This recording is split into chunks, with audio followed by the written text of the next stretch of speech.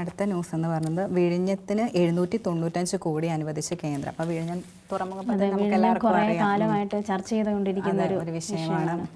അപ്പം വിഴിഞ്ഞം തുറമുഖ പദ്ധതിക്ക് 795 കോടിയുടെ കേന്ദ്ര സഹായം. സംസ്ഥാനങ്ങളിലെ അടിസ്ഥാന സൗകര്യ വികസന പദ്ധതികൾ കേന്ദ്രം നൽകുന്ന കാപ്പെക്സ് വായ്പ, അതായത് special assistant for state in capital investment scheme പ്രകാരമാണ് അനുവദിച്ചത്. തുറമുഖ പദ്ധതിയുടെ വയബിലിറ്റി ഗ്യാപ്പ് ഫണ്ട് വിഷയത്തിൽ കേന്ദ്രവുമായി തർക്കം തുടരുന്നതിനിടെയാണിത്.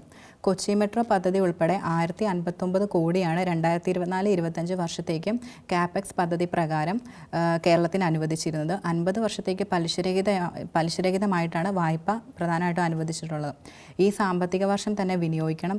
സംസ്ഥാനത്തിൻ്റെ കടമെടുപ്പ് പരിധിയിൽ വരില്ലെന്ന് പ്രത്യേകതയുമുണ്ട്. അപ്പോൾ വിഴിഞ്ഞത്തിന് 795 കോടി രൂപ അനുവദിച്ചിട്ടുണ്ട് കേന്ദ്രം. അതെ.